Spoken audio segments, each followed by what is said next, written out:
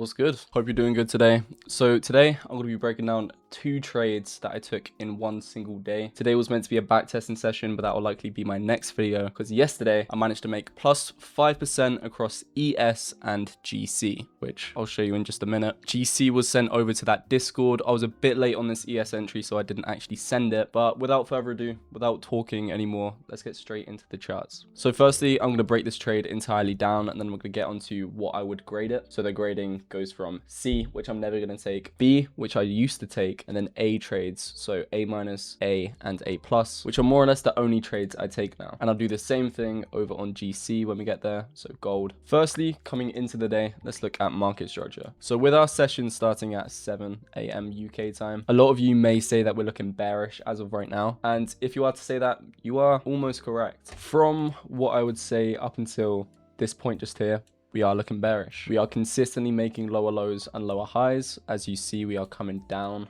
just here. We have gaps over to the left that we may want to fill. And additionally, for context, the market open gaps were insane this week. You never really see gaps like this on the 5-minute time frame. So that was definitely something to mention, considering, you know, we're on Tuesday. It's still only the start of the week. But from this point onward, we now see that we made this double bottom. And I would kind of include all of these candles here. We have this key area over to the left, which we shot up from. We came back down and we just saw so many rejections. This is what I refer to as key areas if you're not completely new to the strategy. Essentially just points over to the left that we can respect rejections from. But anyways, after we came down and matched this area, all we can see is bullish market structure. We go up, break highs over to the left. We once again fail to break these lows, therefore creating a higher low, another higher low. And then as we're going to see right now, we're going to go up and break highs once again and again. Now at this point, if we were to come straight down to our zone, we would have everything we need to enter. And honestly, a zone like this, I would be rating A to A+. What we need to see is our demand zone, which I have marked up, our liquidity, and those breaks of liquidity in our direction. So if I run through this really quickly, what we can see is this strong push to the upside, really strong on this first bullish candle. And then we get 4 consecutive bearish candles, making that level of liquidity that I'm going to be looking at. After that, we break highs. Therefore, this is already valid if we were to come to zone from here. But instead, what we do is make another level of liquidity and then break highs once again. Just because we didn't come to zone on this first kind of test right here doesn't mean that I'm not going to be looking at this zone anymore. Somebody asked this over in my VIP Discord, and no, essentially all this is going to be doing is adding more liquidity so that when we finally do come down to our zone, there's just going to be less of a reason that the market wants to go down anymore, meaning we get our rejections and then we shoot off in our direction. What we saw instead was a tiny bit different. We came down to this point and then we make another lower high in this example. Now, if you were to ask me one thing that kind of puts me off of the setup and doesn't make this, you know, an A or A+ opportunity, it is going to be exactly this. If we are in bullish market structure, why is the market making a lower high before coming down to our zone? And I know some of you, especially over in my free Discord,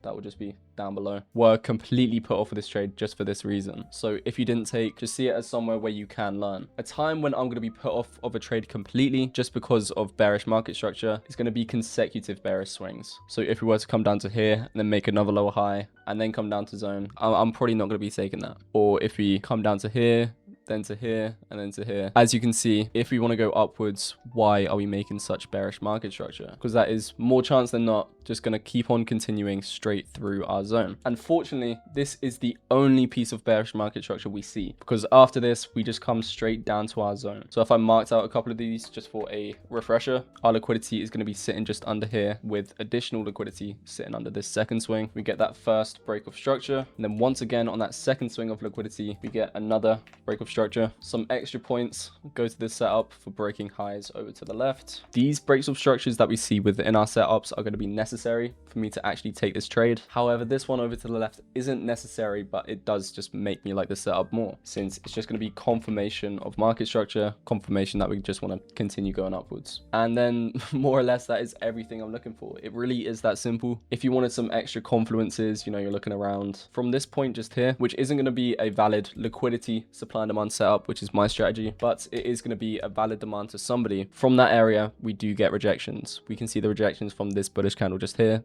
and this overall push to the upside. This is going to be confirmations that people are going to be placing their orders, maybe with their take profits up at these highs. And it's lucky that we didn't get into that trade, because as you can see, that just lost. And what they actually just did instead of winning was adding to our liquidity, so that when we come back down to our zone, we take that additional liquidity, and then the market literally has no reason to not just shoot off in our direction. So getting on to that, as we can see here, we actually do tap our zone on this first tap just here. It doesn't look like it taps because I have a white border on my zones, annoyingly. But since ES ticks are quite large, as you can see, if I zoom in, this is the entire distance of one tick on ES. So we were up here, we come down one tick, and then we match the edge of our zone. I quite like it. It's going to be the same with CL because it's just very easy to see when we do tap our zone. There's not going to be times like we have on NQ or GC where we come a similar distance to our zone, but we just don't know if we tap. So yeah, I consider this a tap, so I was now looking for my entry models. And if you go forward one candle, we can see the entry model I used. Even though we are coming up to a new higher time frame candle, which you will see in a minute,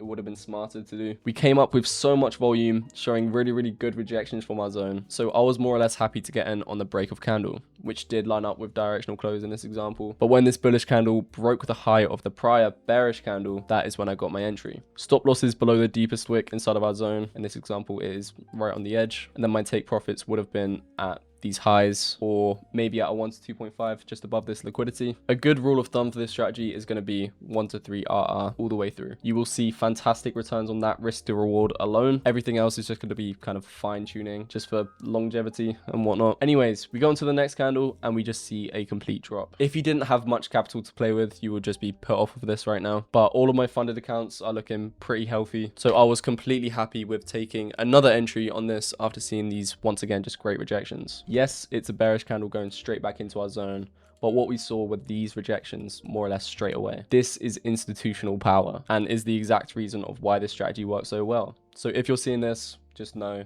that, you know, people are still getting into the market. And if you go forward once again, we get another break of candle, which once again lines up with the directional close. And the logic goes the exact same as last time. Stop loss is one tick below the deepest wick inside of our zone, which is down here now. And then take profits at these highs or opposing liquidity. You could go for the 1 to 2.5 or, you know, a bit more modest on the 1 to 2. I did go for the 1 to 2.5. And if we skip forward, you can see why this strategy works just so well. This is straight up just market structure. We saw that we were going upwards. We saw that we had intention to keep going upwards. And even with this first fake out, you know, I trusted my strategy. And with the markets being a bit quieter recently, I could not let a good opportunity just pass me up. One that I know was quality, one that I saw was having good rejections, and one that clearly rewarded me and the VIPs. Now, before I get onto the next trade breakdown over on GC, I want to quickly shout out that VIP Discord. Some of you are very aware that I've been gone for a couple months now, and since I'm coming back in full swing, I want to get the VIP Discord in full swing too. I want to get that as lively as it used to be, so I'm running an insane discount. I don't know how long it's going to be on for, but I just want you guys to eat with me and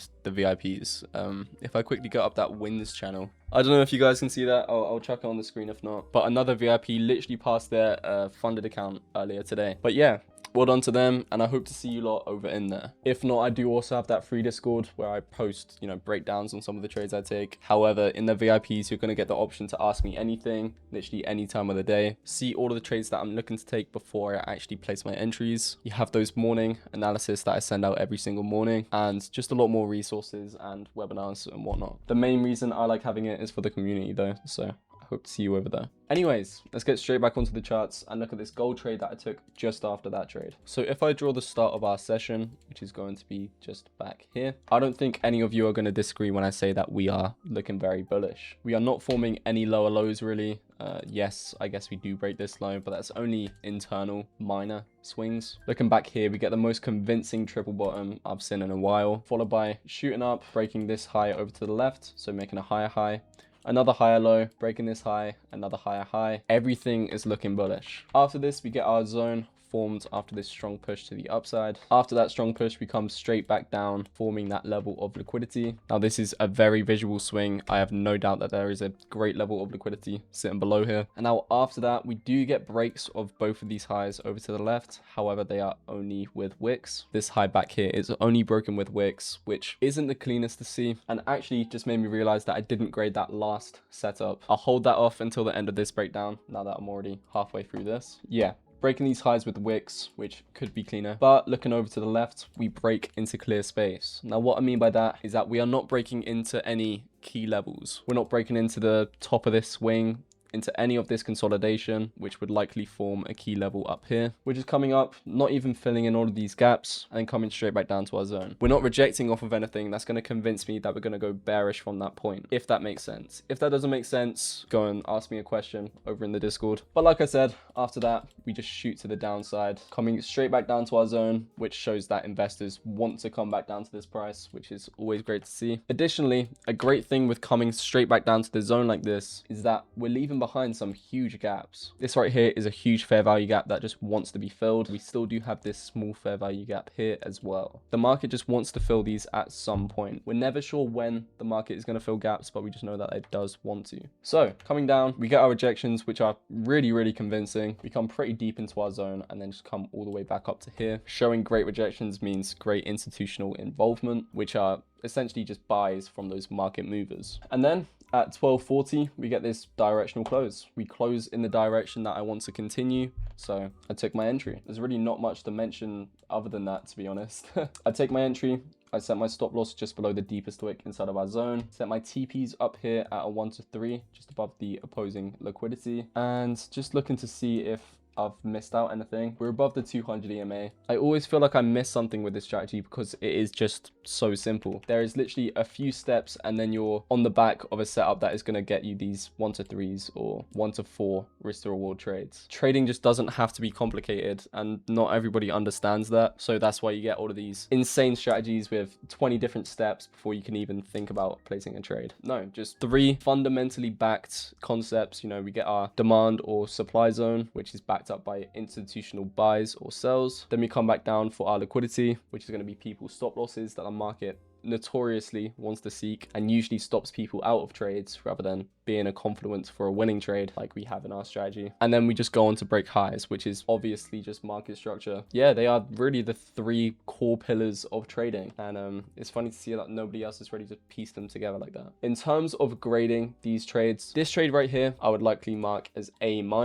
Everything is really clean with this trade. Market structure is so clean, liquidity is extremely clean, movement back to our zone is extremely clean. But the 2 things I don't really like are the breaks at these highs. Yes, they break into clear space, but it's just not the most convincing. Literally a couple of ticks higher would have been nice to see, especially on these body closes. And this zone could have been cleaner. I like to see zones backed up by consolidation or sitting on a swing, such as, you know, down here. This is literally backed up by consolidation and also sitting on this swing, which would give us a bit of, you know, a market structure boost. Once again, it's just brownie points. The trade still won. I'm still not complaining. So yeah, A- on that trade. And then going back to the ES earlier, I would say an A-. And the 2 main reasons, once again, everything about this trade is just so clean. The main reason is going to be this lower high just here. Yes, it's not market structure that's putting me off the trade, but it's just one of those uncertain variables that if you get like 3 or more of these kind of variables within a trade, then you're likely being put off. So this was one big one. But yeah, nothing really else went against this trade. So I took it and, you know, we call this, I said plus 2%, but looking back at it, since it was a 2.5% trade with the minus 1% on the first entry, this was a plus 1.5% scenario. So plus 1.5% and plus 3% means plus 4.5% on one day, which if you've ever traded 1-to-1s or anything like that, you know how insane this can be. I'm just glad I'm not on 1-to-1s myself anymore. Anyways, that's more or less everything for today. Once again, go and join that VIP Discord just down below just to catch that crazy discount whilst it is still a thing. And apart from that, good luck in the charts. The market is clearly seeming to warm up again, and I'll see you in next week's upload. Peace.